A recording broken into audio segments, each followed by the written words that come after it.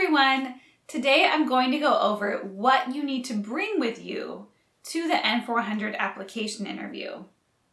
Make sure to watch until the end to find out what you should bring, but you probably haven't thought of. Let's start.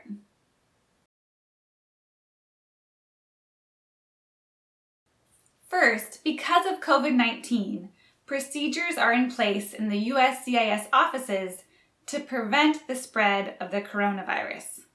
So, you need to make sure to bring a face covering that covers both your mouth and nose. USCIS does not allow neck gaiters, bandanas, or masks with exhaust valves. And if you're bringing your children, they need to have a face covering also, if they're over 2 years old. Second, you might need to sign some documents during the interview.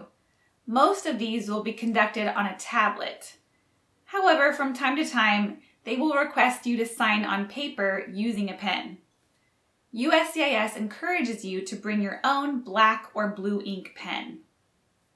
Now, let's review what documents you need to bring to the interview. On the I-797C notice, it has a list of documents that you must bring. Let's go over those first. You must bring your appointment notice. If you didn't receive a physical copy of the notice before the interview, you can print out a copy from your online account. Next, you need to bring your alien registration card, also known as your green card. This includes both your conditional resident card, which is the 2-year green card, and your permanent resident card, which is the 10-year green card. If your green card is lost or stolen before the interview, you need to replace your green card by filling out Form I-90. Keep in mind that currently it takes about 10 to 12 months to get a replacement. So, if you don't receive your new green card before the interview, bring the receipt of the application with you. Also, it's okay to have an expired green card for your interview. Next is your passports, all valid and expired ones, and any other documents you use to enter the United States. And if you have a state-issued identification card, such as a driver's license, bring that with you also. For male applicants, you need to bring any evidence of selective service registration. Any male citizen or immigrant who takes up residency in the U.S. between ages 18 and 25 must register with the Selective Service. You can check whether you've registered for Selective Service by going to sss.gov. And if you're female, there's nothing you need to do. Now let's go over some other documents that we recommend you to bring to the interview to avoid any delay in processing your application. You might wonder, I've already submitted all of these documents. Why should I bring them? Well, there are various reasons that the officer might not be able to access some of these documents during your interview. We've seen an interview where the officer couldn't access the documents because the USCIS system was down. Fortunately, the applicant brought everything, and he was able to get approved on the spot.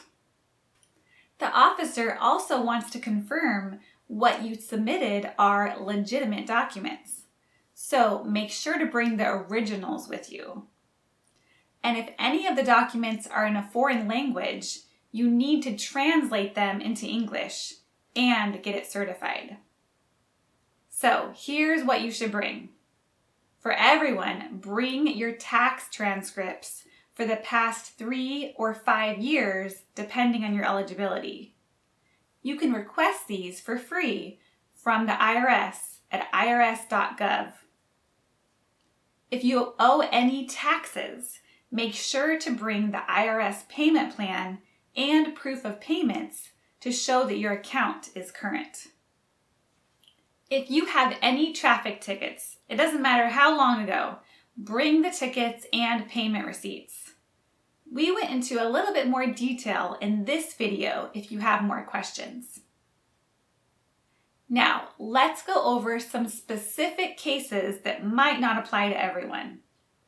If you applied under the 3-year eligibility, bring your spouse's birth certificate, certificate of naturalization, and/or U.S. passport.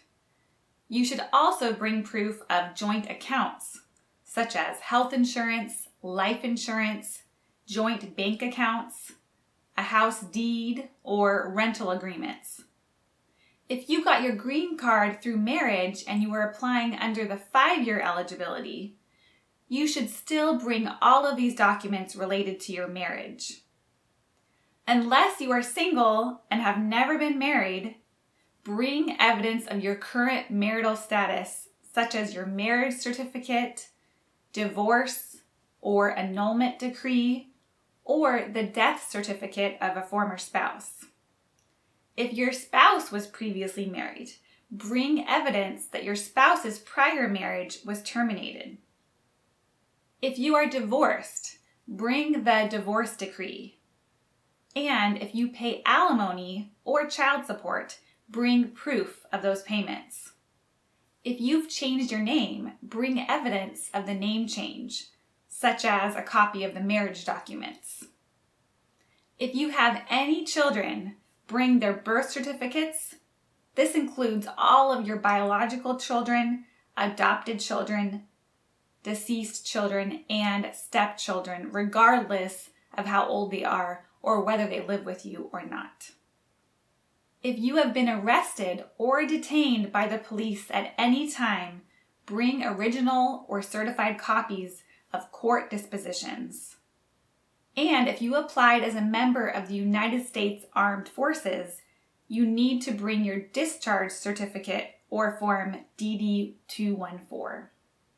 And last but not least, print a copy of the N-400 application you submitted and be familiar with your answers.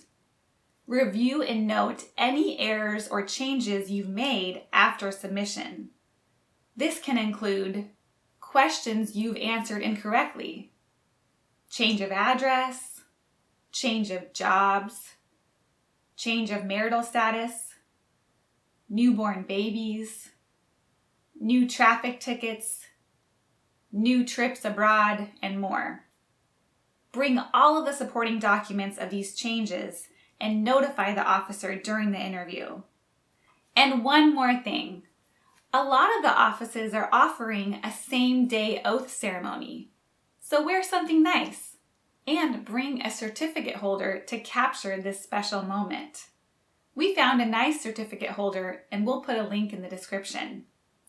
If you need more help with the oath ceremony, check out this video.